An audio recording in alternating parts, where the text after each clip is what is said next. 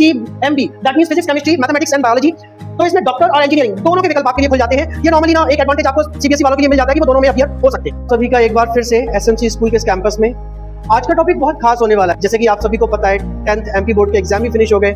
बच्चों के दिमाग में ये क्वेश्चन रहता है कि अब 11th से क्या करें, कौन सा सब्जेक्ट चुने।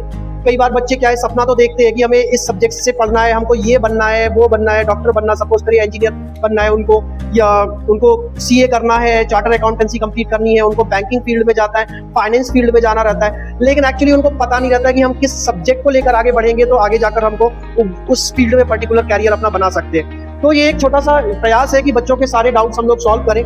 तो इसी उद्देश्य से ये एक वीडियो बनाया गया है, काफी इन्फॉर्मेटिव है ये सभी एमपी बोर्ड के बच्चों के लिए भी और सीबीएसई बोर्ड के बच्चों के लिए भी। कोशिश की जाएगी आसान भाषा में कि आपके डाउट सॉल्व कर दिए जाए। इस वीडियो के थ्रू कुछ बेसिक जानकारी आपको क्लियर होगी, बेसिक अंडरस्टैंडिंग आपकी बढ़ेगी। इसके बाद क्या होगा कि अपने गोल के अकॉर्डिंग, अपने उद्देश्य के अकॉर्डिंग जो आपने सोच रखा है कि फ्यूचर में हमको डॉक्टर बनना है, इंजीनियर बनना है, तो वो एक वे क्लियर हो जाएगा कि आपको कौन सा सब्जेक्ट लेकर आगे बढ़ना है। मोस्टली जितने भी डाउट हैं आपके, उनके सभी के आंसर्स आज आपको यहाँ पर मिलने वाले हैं। तो वीडियो को अंत तक देखिएगा और साथ ही साथ आपसे रिक्वेस्ट है कि अभी तक अगर आपने हमारे चैनल को सब्सक्राइब नहीं किया तो प्लीज सब्सक्राइब कर लीजिए, बेल आइकन भी दबा दीजिए और लाइक एंड शेयर भी कर दीजिएगा, क्योंकि सभी बच्चे जो कि स्कूल एजुकेशन के बारे में जिनको जानकारी चाहिए रहती है और समय से उनको जानकारी नहीं मिल पाती है, कई उनके क्वेश्चंस भी रहते हैं जिनके आंसर्स उनको शायद गूगल करते रहते हैं लेकिन क्लियर टू क्लियर वो समझ नहीं पाते हैं। तो ऐसे सारे क्वेश्चंस के आंसर वन बाय वन हम लोग यहाँ पर इस चैनल पर देने वाले हैं। और साथ ही साथ ना जो कई प्रकार के कोर्सेज भी है वो हमारे स्कूल के सब्जेक्ट एक्सपर्ट आपके लिए इन चैनल्स पर लेकर आएंगे।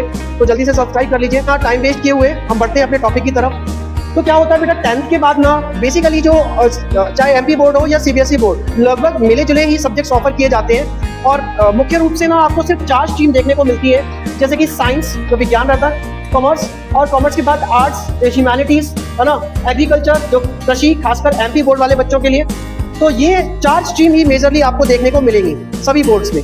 अभी आप बात करें कि इन स्ट्रीम्स से पढ़कर आगे आपको क्या कैरियर के ऑप्शन मिल सकते हैं, क्या अपॉर्चुनिटीज मिलेंगी आपको, और सबसे बड़ी बात, इन स्ट्रीम्स में आपको कौन से सब्जेक्ट डील करने पड़ेंगे, क्या उन सब्जेक्ट के लिए आप इंटरेस्टेड हैं, अपने आप को तैयार कर रखा है आपने, या वो सब्जेक्ट आपको पसंद नहीं है।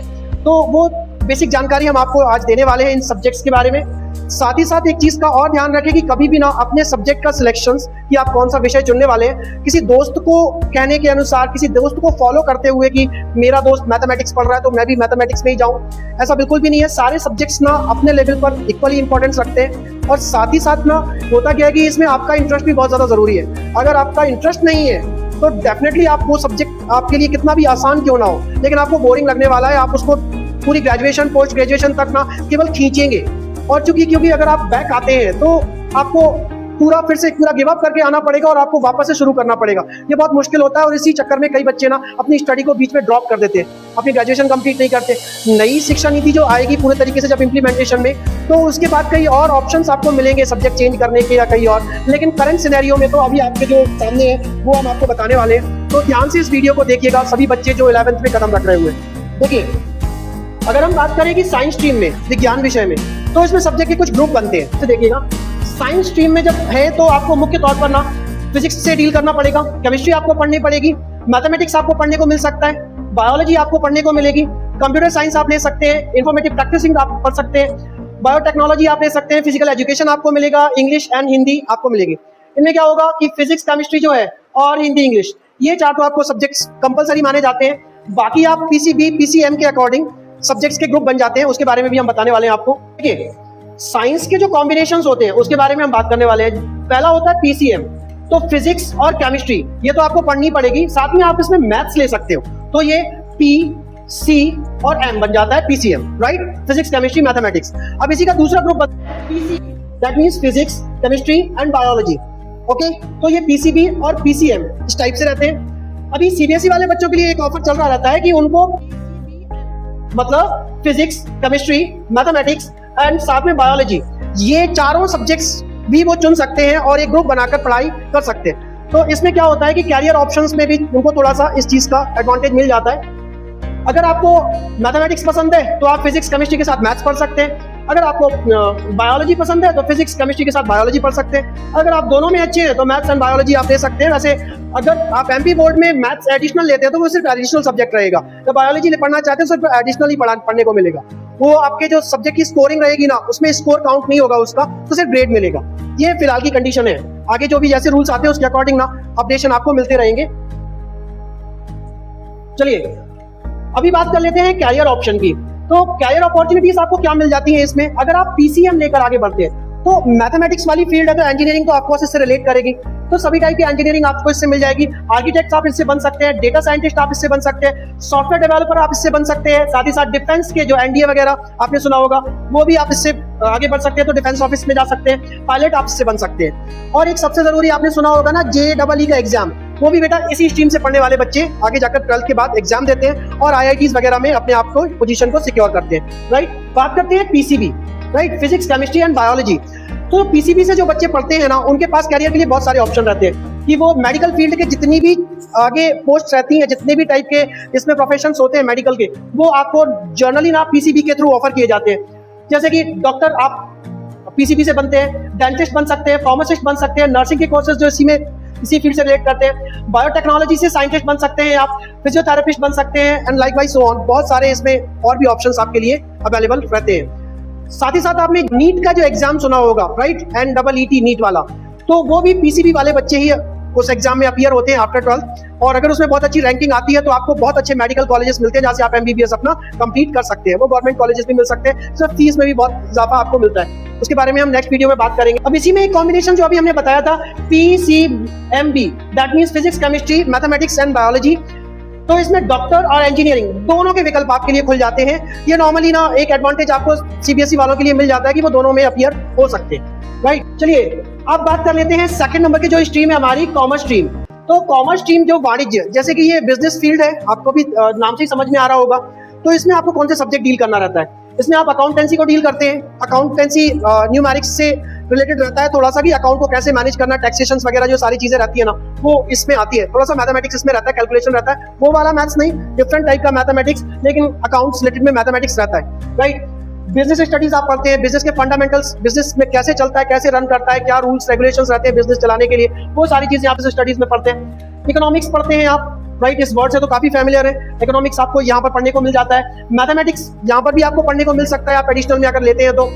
साथ ही एंटरप्रेन्योरशिप कर सकते हैं आप इसमें, क्योंकि अगर आपको भविष्य में जाकर ना अपना बिजनेस स्टैंड करना है, नया स्टार्टअप शुरू करना है, तो ये सब्जेक्ट आपके लिए बहुत इंपॉर्टेंट हो जाता है। इन्फॉर्मेटिव प्रैक्टिसेस पढ़ते हैं, फिजिकल एजुकेशन पढ़ते हैं आप, ठीक है ना। और साथ ही साथ हिंदी इंग्लिश जो है ये तो आपके फाउंडेशन कोर्सेज में रहते हैं, ये तो बेसिक ही है, ये आपको पढ़ने को मिलता है। तो ये कॉमर्स स्ट्रीम के सब्जेक्ट ग्रुप रहते हैं। इनमें से आपको कुछ सब्जेक्ट्स चुनने रहते हैं उसके हिसाब से, जैसे कि नॉर्मली बच्चे चुनते हैं अकाउंटेंसी, बिजनेस स्टडीज और इकोनॉमिक्स पढ़ते हैं, और उसके बाद हिंदी इंग्लिश, जो MP बोर्ड का एक बेसिक तरीका है। ज्यादातर बच्चे इसका कॉम्बिनेशन में पढ़ाई करते हैं। बात कर लेते हैं कि अगर आप कॉमर्स स्ट्रीम से अपने सब्जेक्ट्स की पढ़ाई आगे की कंटिन्यू रखते हैं तो आपके पास करियर की क्या अपॉर्चुनिटीज रहेंगी। तो इसमें सबसे बड़ा नाम तो आता है कि आपको ना CA करने को मिलता है, चार्टर अकाउंटेंट के बारे में आपने सुना होगा, वो इसी फील्ड से बढ़कर आगे पढ़ाई करके आप बन सकते हैं। साथ ही साथ कंपनी सेक्रेटरी आप बन सकते हैं इस फील्ड से, कॉस्ट मैनेजमेंट अकाउंटेंट बन सकते हैं आप इसमें, बैंकिंग की फील्ड्स में जॉब इसी में मिलती है आपको, बिजनेस मैनेजमेंट आप कर सकते हैं। साथ ही साथ स्टॉक मार्केट के और एंटरप्रेन्योर तो आप बन ही सकते हैं। एंटरप्रेन्योर बनेंगे तो डेफिनेटली अपना सेटअप वगैरह भी शुरू कर सकते हैं। तो सीधी सी बात है ये कि ना बिजनेस रिलेटेड जो कुछ भी रहता है वो नॉर्मली इस सब्जेक्ट से ही आपको आगे मिलेगा। वैसे तो एक्चुअली क्या है ना कि काफी कुछ चेंजेस भी हो जाते हैं आपके कॉलेज लेवल पर, पोस्ट ग्रेजुएशन लेवल पर, डिफरेंट टाइप के सब्जेक्ट से पढ़ने वाले डिफरेंट कोर्सेज भी कर सकते हैं। तो और कई डिग्री कोर्सेज के साथ साथ ना डिप्लोमा कोर्सेज भी रहते हैं, सर्टिफिकेट कोर्सेज भी रहते हैं। कुछ कोर्सेज ऐसे रहते हैं कि जो पर्टिकुलर कंपनियां ही करवाती हैं, है ना, एकेडमिक्स चलते हैं, तो वो अलग अलग चीजें रहती हैं। लेकिन अभी बात कर रहे हैं हम 11th में सब्जेक्ट चुनने की, तो अभी हम वो सब चीजें डिस्कस करके कंफ्यूज नहीं कर सकते।